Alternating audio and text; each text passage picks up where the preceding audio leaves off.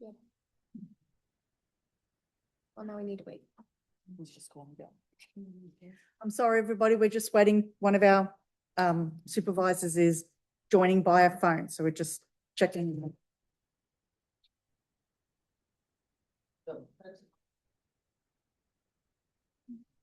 Okay. Well, hopefully he gets selected in. Good evening, everyone. Welcome to the New Britain Township Supervisors meeting for Monday, August 17th. Please join me in the Pledge of Allegiance. I pledge allegiance to the flag of the United States of America and to the republic for which it stands, one nation, under God, indivisible, with liberty and justice for all. The board met in executive session before this meeting to discuss personnel and labour negotiations. Okay, first we have a presentation of subdivision and rezoning proposal for a portion of the Buyer's Choice site. Please come forward and describe your project. Please state who you are as well. Sure. Sure. Yeah. Okay. Well, thank you for taking the time to meet with us today. I'm Bob Byers, one of the owners of Buyer's Choice. I'm also here with my nephew, Jake Byers. We've been talking about this for several years now. As you may know, when my father passed away, we started taking a look at the family assets, and one of the big assets is the property that Buyer's Choice is located on. And we started a discussion as to what the best thing to do in the future with some of those assets were. That started a conversation as to what possibly to do in the field in the back. At one point in time, a couple years ago, I believe we floated an idea of putting an industrial building back there. And in all honesty, everyone I've talked to keeps saying, shouldn't that be residential? I don't know. So what we've done is we've kind of talked to Chris Del Plato, a friend who really knows a bit about development, and Ben Goldthorpe, who also leads some residential projects in the area, to give us some advice.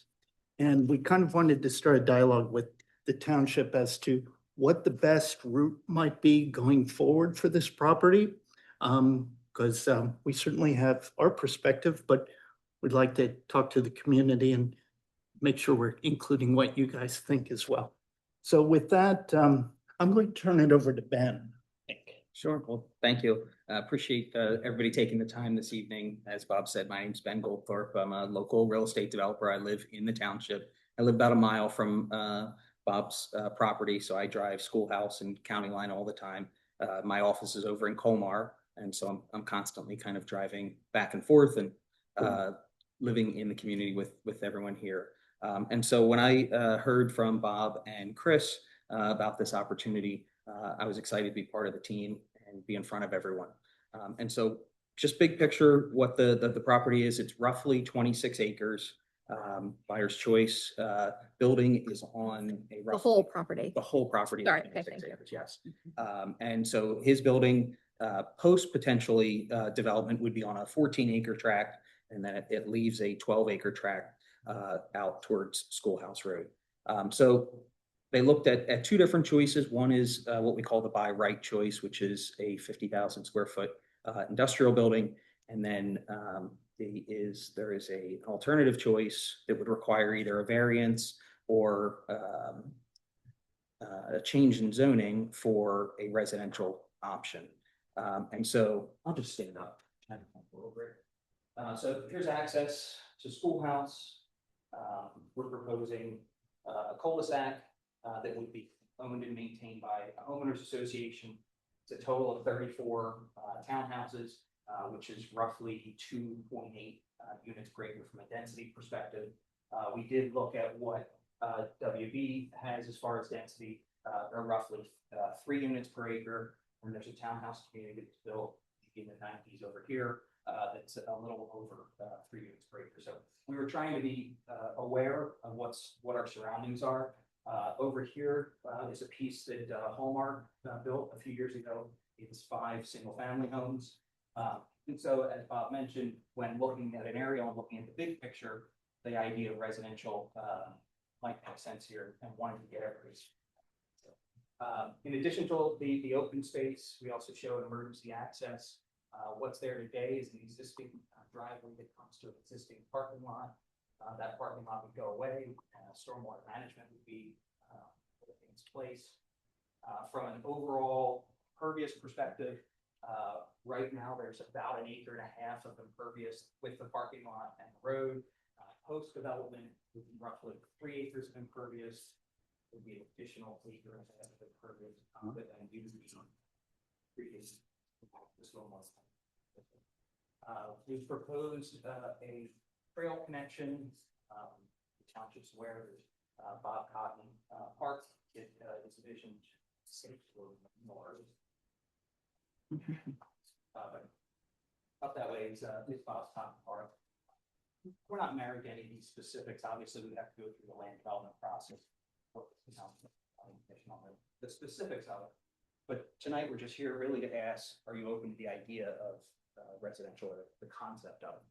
If you are, I think our next step would be for us to go talk to our neighbors. We'd want to meet with the HOAs, see if they would also agree, if they would be supportive of either a rezone or a variance, depending on what direction the township was looking for it to. I mean, I have a couple questions. We haven't done a review yet. You guys are fully aware. We've all spoken, talked. So I had a chance to look at just a little bit on Friday and again today. So I haven't a chance to talk to anybody. I figured I'd ask some questions to help guide everybody. And I think staff supported rezoning. So I looked at it a little bit. The rezoning, how are you going to do the townhomes since they aren't permitted in the RR district? I believe what WB is zoned, I think there was an overlay. The PRD. Up here, yeah, so we would look to have a similar as what WB has. Okay. The minimum requirement is 20 acres. They have 20.9. You only have 12. We would have to look at it as if it was an entire, all 26 acres, and then there'd be a piece that would be left outside of that. So you would include the buyer's choice building?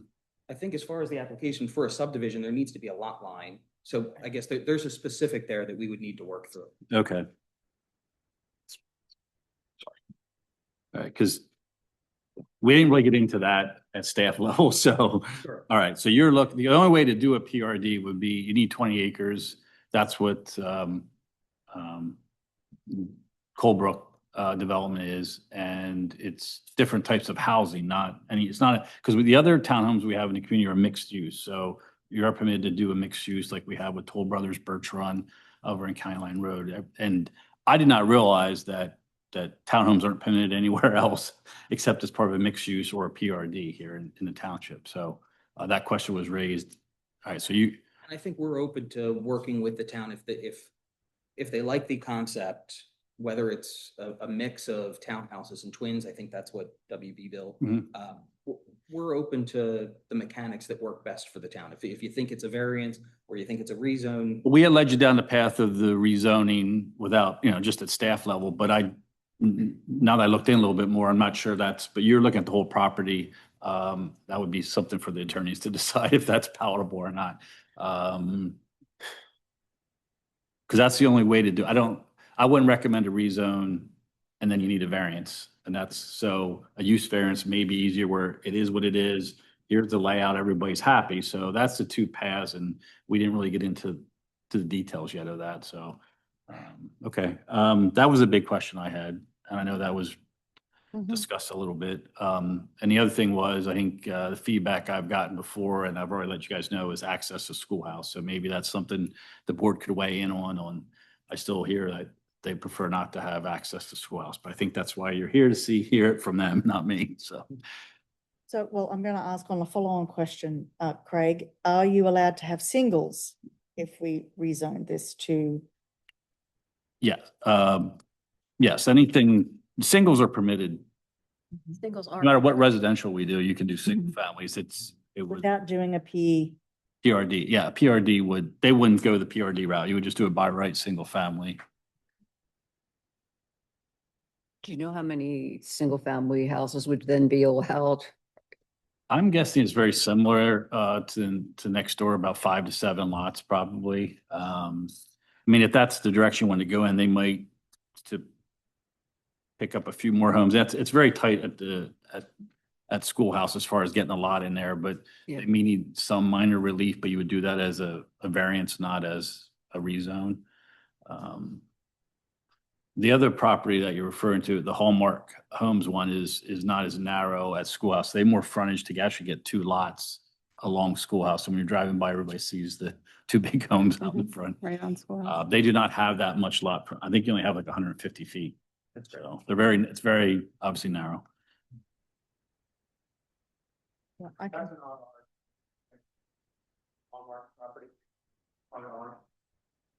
I don't have everything memorized. Where's the? Give it back to you.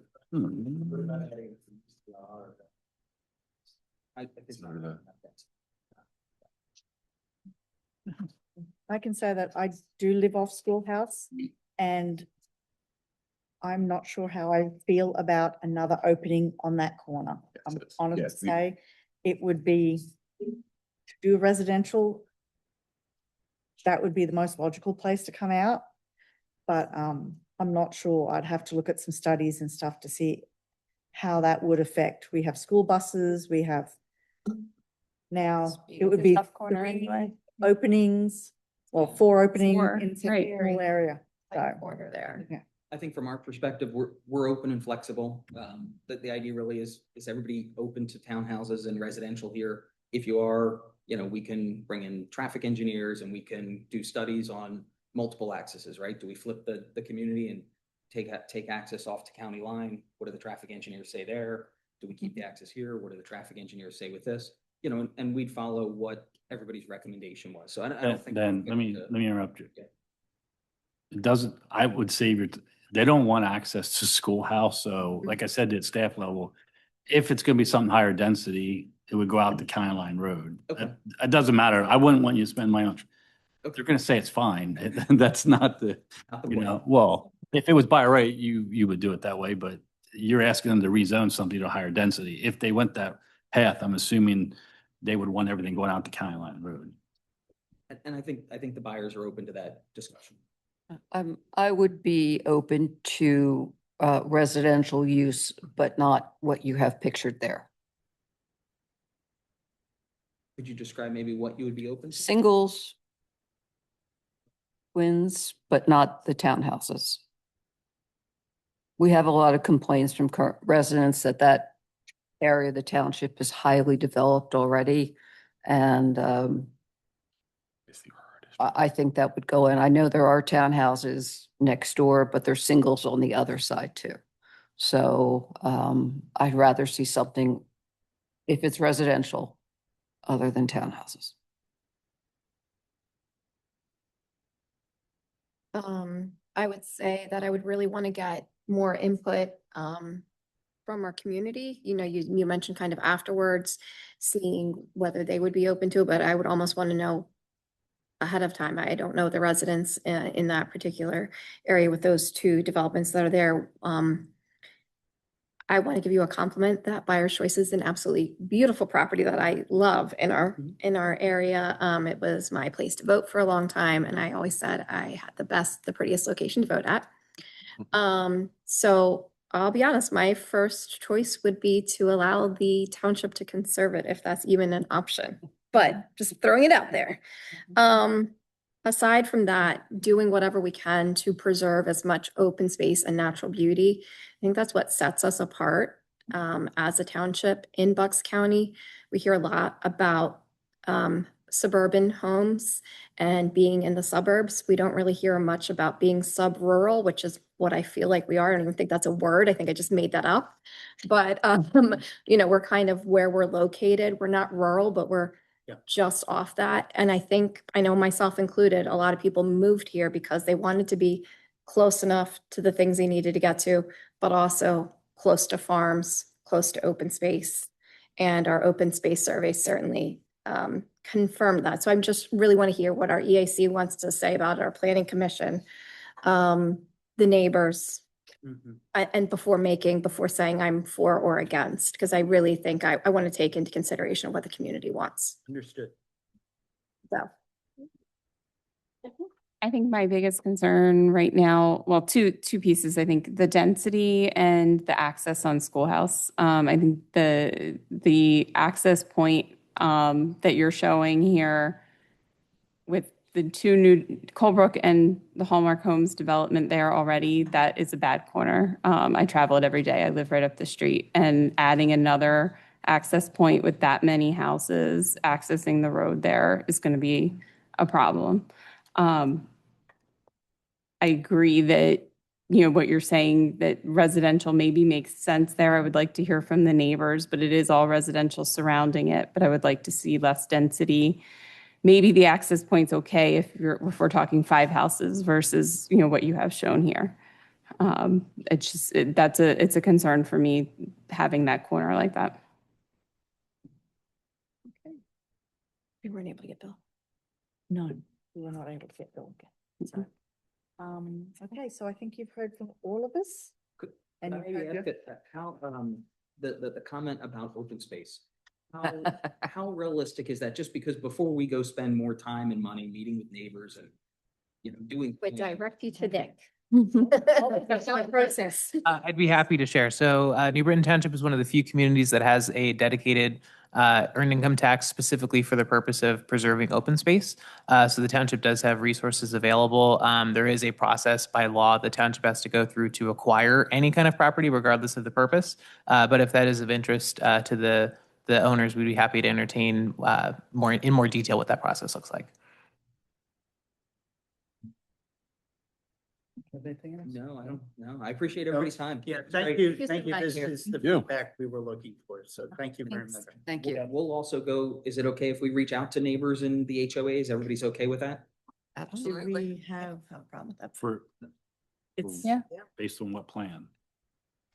Just the concept of residential, not, and concept of townhouses, I should say. Or do you want us to, how far would you like us to take it with? I didn't hear a consensus on townhomes, so I don't think you need to talk to residents about single-family homes. Okay. If that's the way that's where I would actually do a sketch. I think submit for a review, and then we go to planning commission, vet that there, and then come to the board. But you don't need to, the only reason I suggest that before was if you're doing something other than that requires yes, the rezone will require the residents, but if it's just single-family homes, I don't think you need to have That's less of an impact. I think. yeah, that's my opinion, but they'll be notified when you do a sketch plan anyway, so all the neighbors will be Just notified. so I heard clearly, I know I heard some comments about density. Did I hear clearly that it's a no to townhouses completely and that it's only single-family detached? I just want to make sure I heard correctly. I think townhomes going out to schoolhouse would be too much of an impact. I think one person said townhomes may be out to county line, Okay. but I don't know if that would be possible. I think.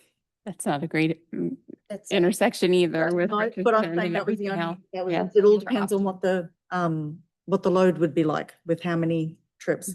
I think it was more maybe coming out to schoolhouse with a lower density of single-family homes. Okay, so Is that correct? I think lower density is what I heard myself and Stephanie Yeah. say. Lower density overall for any consideration.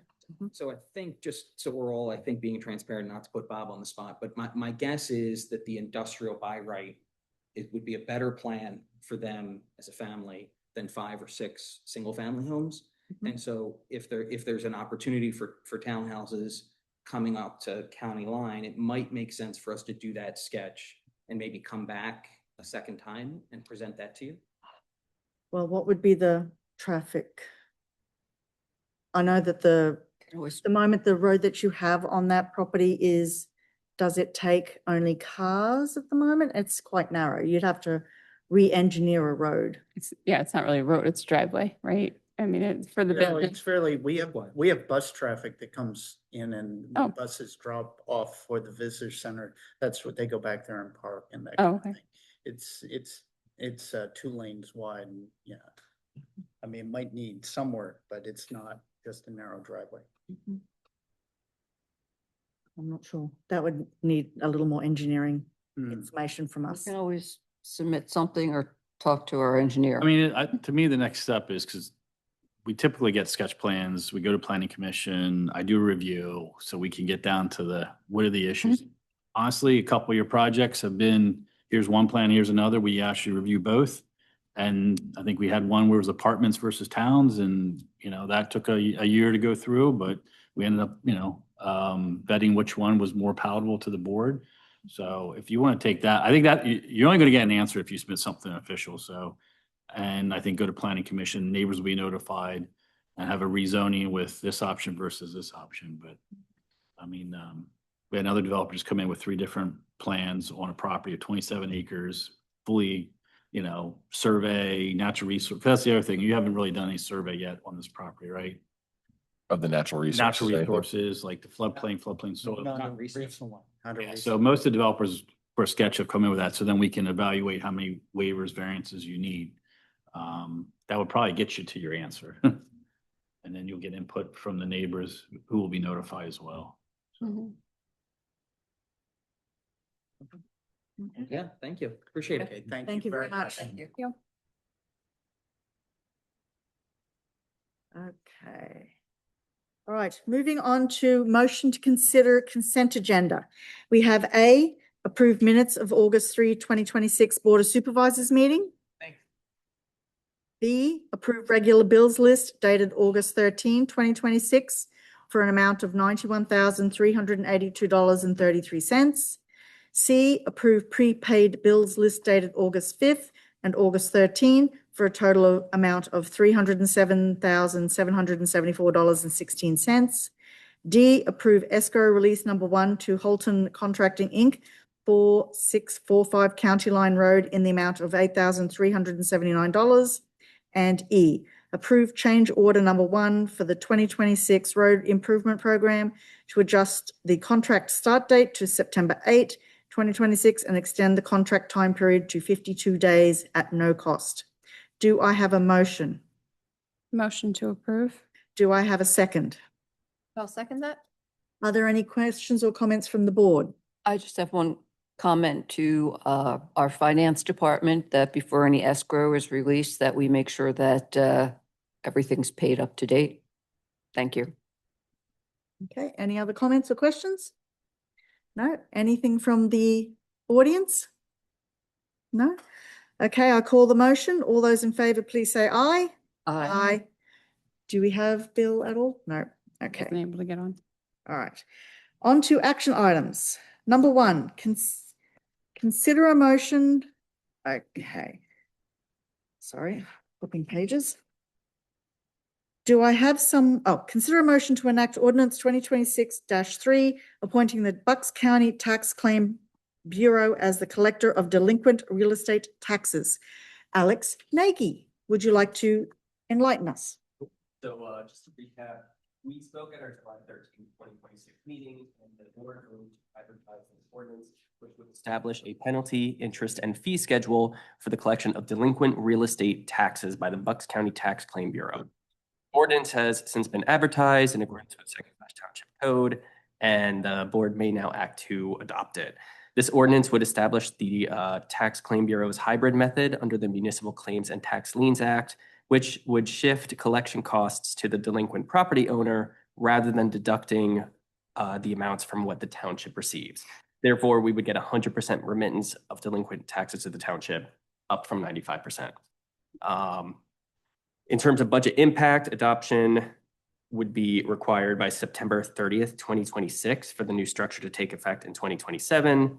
It would end up, if we had this in place in 2025, we would have yielded an additional like $2,300 in additional revenue at no cost to the township. And if the board concurs, the motion would be to adopt the ordinance, and a copy is included in the packet. Okay. Do I have a motion to adopt ordinance 2026-03? I'll make that motion. Mary Beth, do I have a second? I will second. Okay. Any comments or questions from the board? No. No? Any questions or comments from the public? No? That being said, I call the question. All those in favor, please say aye. Aye. Motion passes. B,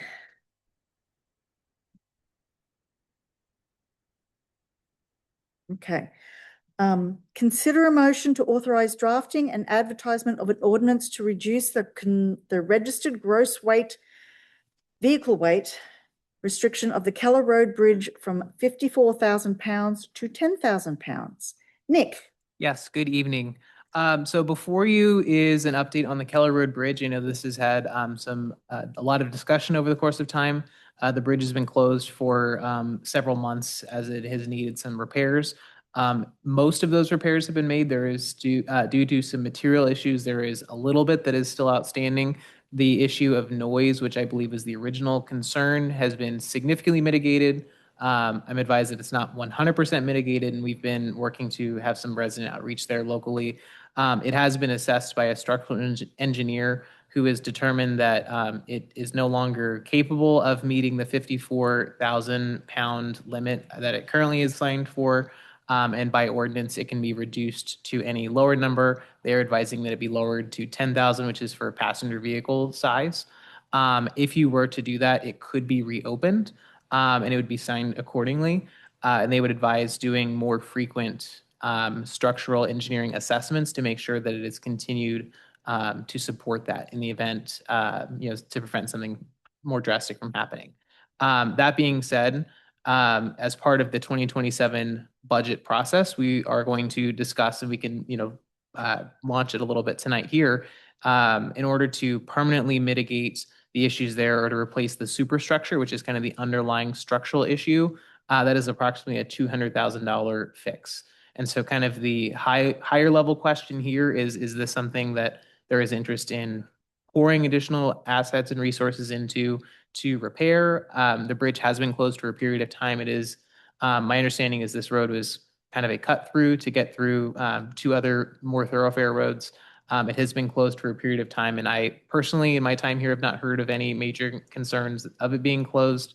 I did hear from one of the local residents about kind of a localized trash issue, just due to it not being through traffic. But otherwise, I haven't heard from any others who would use it just as part of their commute as being significantly impacted. So you are not required to have it open. It can be permanently closed. And I think kind of the policy question from the staff at this point is, for the board and for the public's interest, what is the desire to have that restored to a fully functional bridge? Board, any questions? I would be in favor of restoring it to being fully functional, as long as we can obtain a lot of money in grants. It's a caveat. But I think it should, it is a existing bridge, and I think we need to keep our infrastructure to the extent that we can afford to do so. But obviously, it's not a highly important bridge, but it is a bridge. Does this impact school buses at all? I know school season's coming up. My understanding is no. I believe there's very few homes that access Keller Road. And my without having seen the bus stop map, I doubt that the buses are actually going up Keller Road to where they would need that bridge. So would fully restoring it mean fully restoring it back up to what it's currently rated at that we are talking about decreasing it to? Sure. So that's a good question. So there's kind of two questions before you. Number one is, do you want to open it in the short term, which wouldn't require any additional infrastructure repairs? That just requires an ordinance to lower the weight restriction. And then the second question, which we can certainly talk at more length during the budget process, is do you want to invest additional resources to bring it fully, do a full restoration of the bridge to make it long-term safer to use? Okay.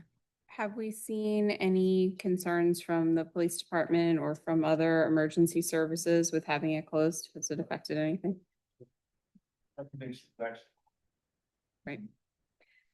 So Chief, if we did open it with a lower rating, given that it has been opened with a higher rating, would you see that you would need to post police there on a irregular basis to make sure that trucks were not using it again? We have equipment that we can see if trucks are using it, and then we could do some enforcement if we need to. But I can't put manpower up there for bridges. It's 25 cars. So that's what you have seen as the traffic was 25 cars per. I believe it's 24, 26. Okay. Trips. So somebody going, It's not very much. Okay, yeah, that wouldn't make Okay. sense. I would also, As I say, so given that my thought would be just to let it be as closed for right now until we make a decision as whether we're gonna repair it or not. yeah, I would see from what Ryan's conversations with the people who had actually made the bridge, that rapidly worsening condition of the superstructure, which we would then have to find more superstructure because they do not have any. I would agree that it is a low use bridge, and I would see that there's more places that we could use the funds. Maybe keep it open, put bollards on it as a walking cross, because I know we have township property on either side of that bridge. So my personal feeling would be to close the bridge. I would keep it closed rather than lowering the weight at the point, but I would still want to see the infrastructure restored at some point. See if we can, if there are some grant programs specifically for low use bridges. Well, for bridges, we did, that there are. And I think we need to start applying for those grants. Okay. But- Cool. If that's the case, there's no action needed then. We appreciate the feedback unless there's any other questions. So we do not need to make a, Yeah, you guys don't need to. okay, all right. Thank you. Are there any questions or concerns from the public? Sorry. No? All right, moving on. C, consider a motion to authorize the township manager to execute an agreement with Keystone Municipal Services for inspection, plan review, and code enforcement services. Nick? Yes, thank you. The township engaged Keystone Municipal Services earlier this year amid the transition of the fire marshal / building inspector to perform some of those services as a third party. I'm happy to report that that relationship has been very successful, and we believe that long-term it'll be a cost savings to the township. This simply is to do two things. Number one is to formally expand their scope to include property maintenance code enforcement. In consulting the township solicitor, we wanted to make sure that just for language purposes, that was captured as something that was a desire of the board, because currently there's not really capacity with the staff to provide that service. And then more importantly, to actually have a formal contract with Keystone for those services. Their services have been in place for a number of different types of inspections we provide here, but just to formalize that legal relationship. Okay. Have we been doing code enforcement? What would be the process? How would they get the, Sure. So that's a good question. So this is not saying we're going to have somebody driving around 24/7, kind of micromanaging the township and making sure your grass is cut. This is going to be primarily a, responsive service. So if things are reported to us as concerns in the community, then this would be a mechanism for us to go out and enforce those ordinances. any other questions from the board? Nope, it's very welcome action. Okay, any questions from the public? Please come forward and state your name. You can just stand at this microphone right there. Yeah. Lee Losay from Tower Hill Grove. So I guess my question is to you, Nick. We live in a nice residential area, been there 45 years plus. A neighbor behind us is using the back of his property for a business of cleaning out dumpster cans. So would something like that come to you for an inspection? Sure. So you can always send stuff like that to any of us on the staff, and we'll make sure it gets to the right place. It'll probably be actually Ms. Curtin, just because that sounds like it's more of a zoning matter. We Okay. would not expect anybody sharing that to the township to know who it goes to. So if you send it to any of us, we'll make sure it goes to the right place. Okay, thank you. There's actually a request for service on the front page of our website. Look down on the left-hand side. Keep going, request for service. That's where you can add on anything. If there's any issue there, you can always put it in. Any Okay, issue like that in the future, thank you. this one or the future. All right, any other questions from the public? No? So do I have a motion to authorize the township manager to execute an agreement with the Keystone Municipal Services for inspection, plan review, and code enforcement services? I'll make that motion. Do I have a second? Second. No other comments from the board? No? All those in favor, please say aye. Aye. Motion passes. Okay. D, discussion of 2027 budget calendar. Alex. Cool. So to follow up from our last conversation about this at our last meeting, there are two proposed dates for public discussion of the budget. The first is for Tuesday, September 22nd at 8:30 a.m. This is a morning meeting that will primarily discuss capital funds. And then the second is actually during one of our normal Board of Supervisor meetings on Monday, October 19th at 7 p.m. And again, here we'll discuss more of our operational funds and kind of finalize our capital discussion.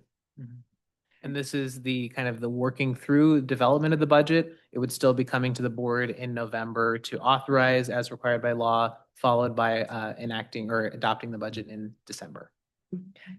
And both the daytime meeting, if people cannot attend, will be videoed so that people can read it and send any questions in if they have. if they are not able to. Okay, all right. Any action from us? Nope. No? Okay. All right, that is the end of our action items. Into informational departmental reports. Public Works. Yes, we have reports from several departments who weren't able to make it tonight.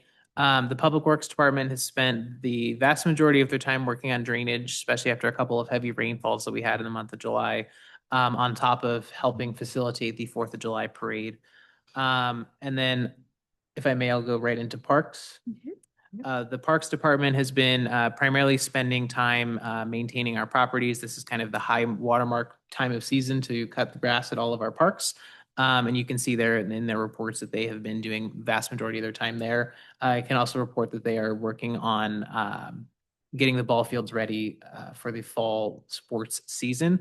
And I will also mention the pavilion project that's happening right behind us at North Branch Park. We did hear that there was a slight delay on the pavilion to where unfortunately it will not be ready for Fall Fest. But it is, certainly on track to get done by the end of year, which is our #1 goal. Okay, how about, do we have a chance of having the playground open without the pavilion in place? Sure, I plan to discuss that with Mr. May when he gets back from his vacation. Okay. Oh, because our next meeting will be just before Fall Fest. Yes. Okay. All right. Zoning. We did want to note that when the request for services come into my office, I deal with every one of them. I don't include that on a list because of privacy issues, but if anybody wants to see them, I have that file in my office. I got 6 over the last 2 days. So, but they do get addressed as the complaints come in. I have pretty good success with people responding just to letters, so I haven't had to go as far as the notices of violation. But sometimes you get to a point where you're doing a couple of letters, but help definitely would be useful. They're very time consuming. Sometimes you have to go out and inspect. I just start with a letter, and I usually have a good response to that. People don't want to see me in front of a person with a black robe. So, but that's available for you to come look at. Okay. Thank you. Is there anything else you'd like to add from your report? If anybody has any questions, it's very busy. As we can see. Okay, so police chief. Yes, Madam Chair. You had asked me to talk about automated license plate readers. I did. So I've been asked by a couple of residents. So since they have been in the news at the moment, it's a hot topic. yeah, it's been a hot topic nationwide. We deployed the Flock ALPRs back in last June of 2025, and they were part of the capital purchase that was approved by the board.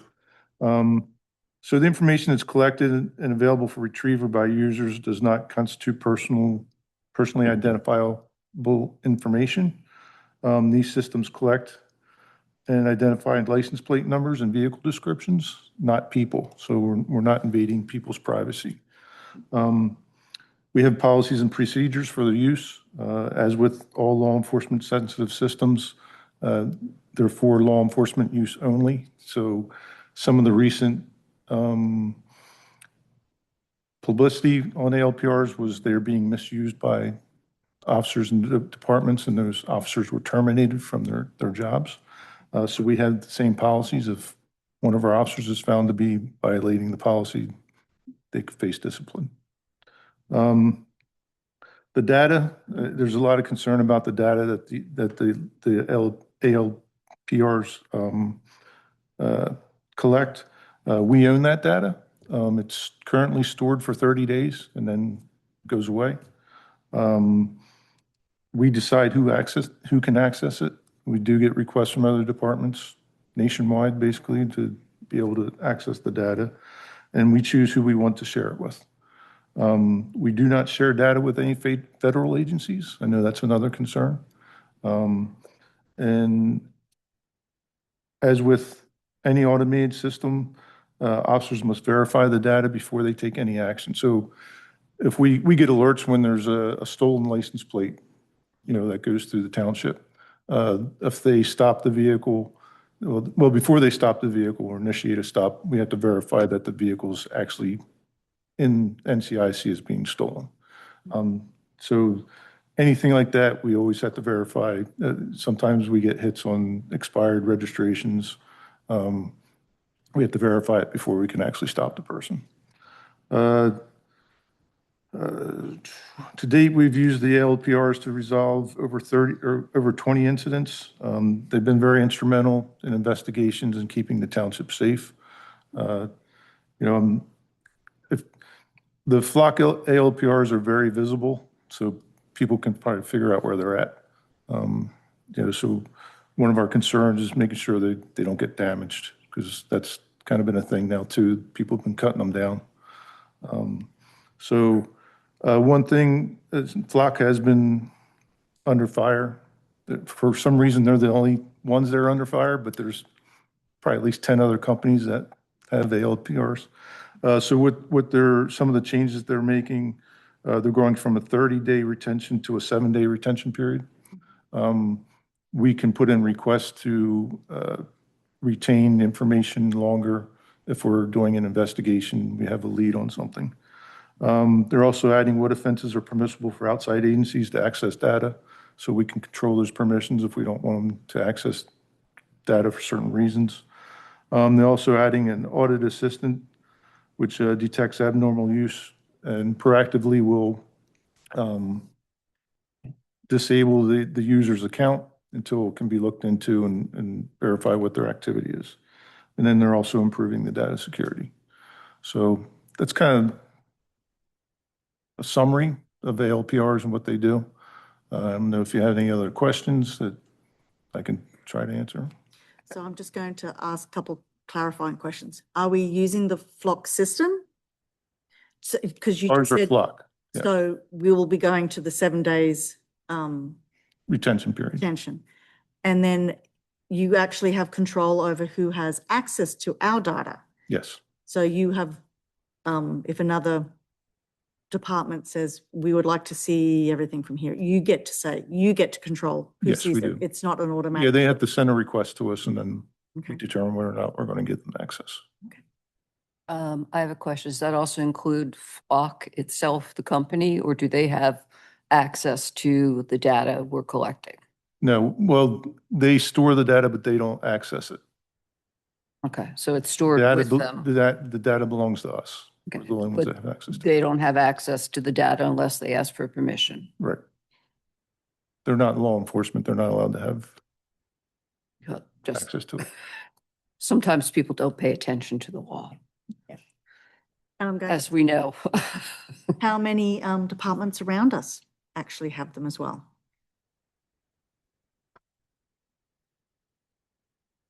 Pretty much everybody. Okay. Yeah, so the Bucks County Chiefs of Police Association, they also apply for grants. And so they've, over the past 5 or 6 years, they've implemented ALPRs throughout Bucks County. We're actually on the list to receive one of those that's through the grant next year. So it's like a county-wide countywide, yeah. system. It's based on high traffic areas, crime areas. Montgomeryville has them. Don't ask how I know. Gurmeyville has a lot.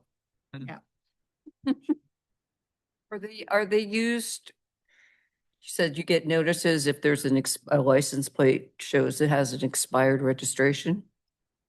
So not our stationary ones don't do that, but we have mobile ones.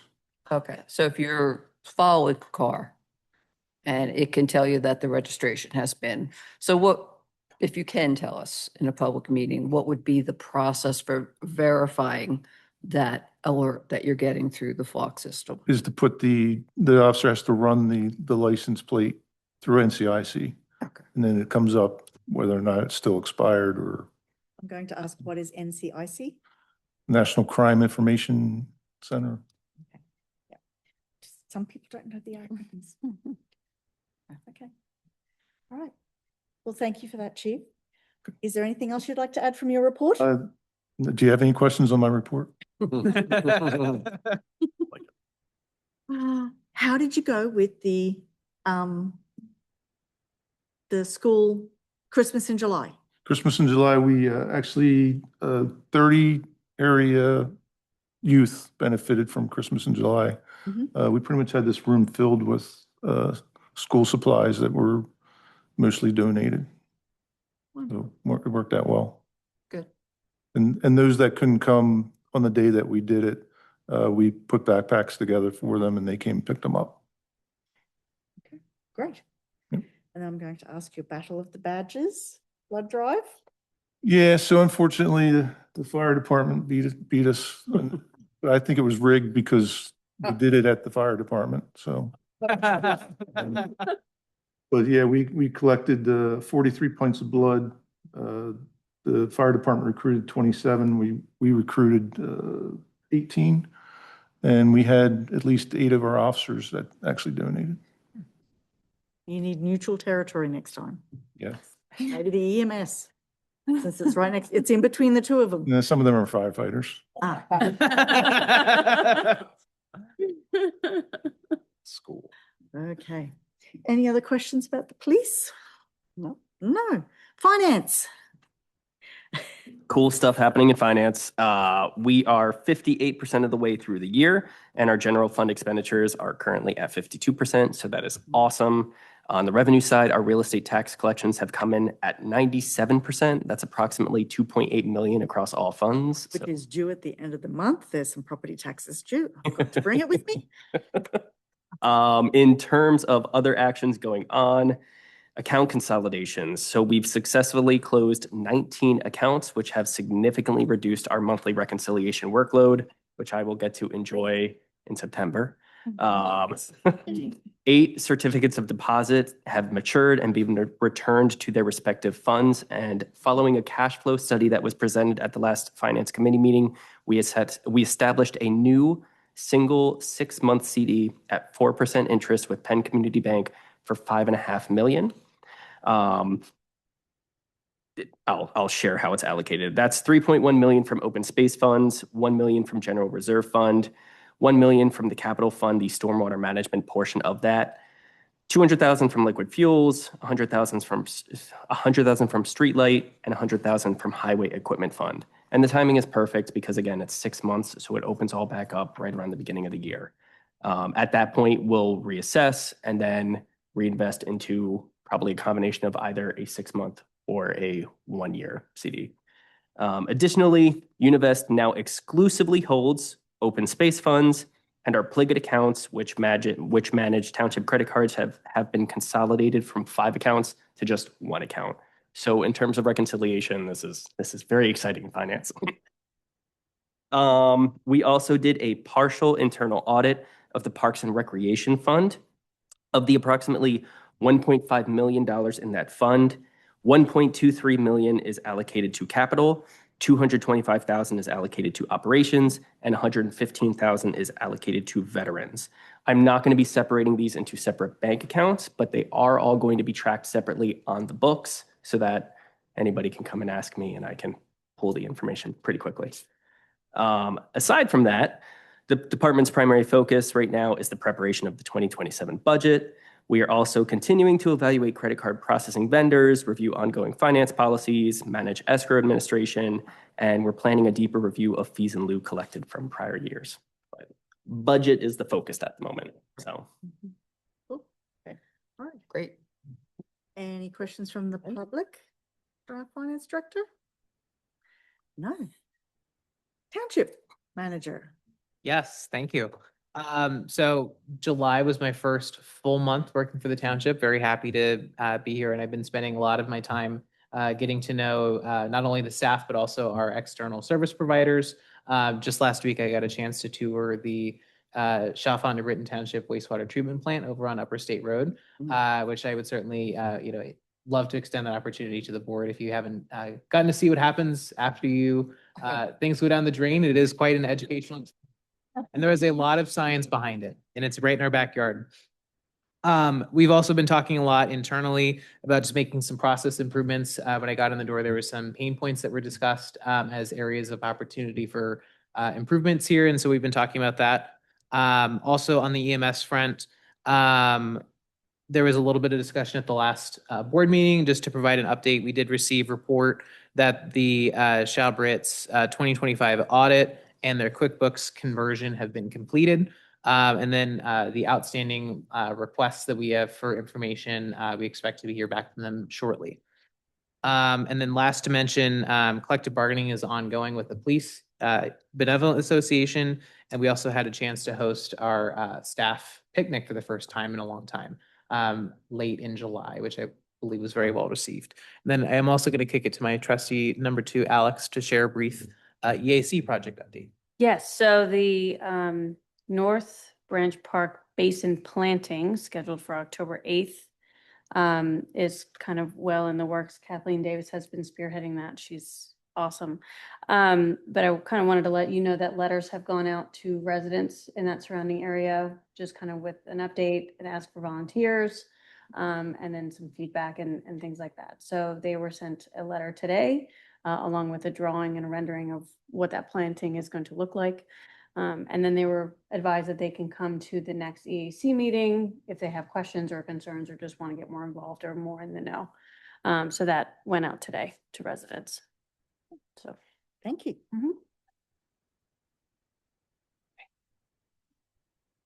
Okay, thank you, staff. Stephanie, Board of Supervisors comments. Just a thank you to our staff. I know that that's a common theme when we do our Board of Supervisors comments, but I think it's important for our staff to know that we're appreciative of the hard work that they do, and all of the projects that they've been tackling. Nick, I know you've been hit with a lot coming in. We appreciate everything that you've been doing to try to address all of them and prioritize and make sure that the things that are immediate concerns are addressed. And I just wanted to comment briefly on the EMS. I know we had them in last time. I'm very grateful to have the ongoing dialogue and information being shared from them. I know we have some representatives here today, so thank you guys for being here. And thank you for the continued information sharing so that we can make sure that our residents have accurate information from EMS. Thank you. Bridget? My comment is schools starting back up.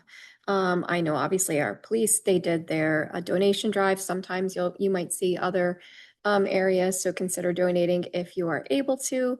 And the New Britain Food Pantry is moving this month from their, so I think there's a brief, I don't know if they have interruption of service, but I'm sure about 2 weeks. About 2 weeks. But I just wanted to say, I would encourage everyone, once they're reopened at their new location, to please continue to donate, because back to school can be a difficult time of year for families, for some families. And their new location is on Pickertown Road in Warrington. Yes. Across from the Warrington Township Public Works building there. There you go. Okay. I hadn't located it. Fire Fire station, yeah. Yeah. I just saw the address and I noted it, but yeah. No, so that's it. And then stay cool during October? I wish it was October. Yeah. Stay cool during August. That's not. Sorry, past the October's end my of summer favorite. yet. No, October's my favorite month. Weather-wise. Okay. Sorry, that's it. That's it. Mary Beth.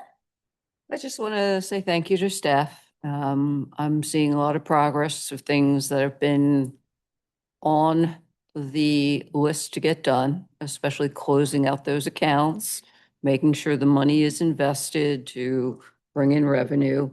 And thank you, Nick, for hitting on those and the park walkthrough. There's a lot of things that just need to be looked at with a closer eye, and I'm certain that will continue. So thank you. Thank you to staff. It's the middle of August. Our next meeting will be in a month, so I'm sure we'll have a lot more to talk about at our next meeting, but thank you to staff for keeping us running, and we'll see everybody in school season. Yes, yes, We'll see them. yes. Is there any public comment on non-agenda items? No. Okay, future meetings. Starting tomorrow night, Tuesday, August 18th, we have the Park and Rec Commission meeting at 7 p.m. Wednesday, August 19th, we have the Veterans Committee meeting at 6 p.m. Zoning Hearing Board will be on Thursday, August 27 at 7 p.m. The American Red Cross Blood Drive will be here on September 1st from 9:30 a.m. I am assuming till 2:30 p.m.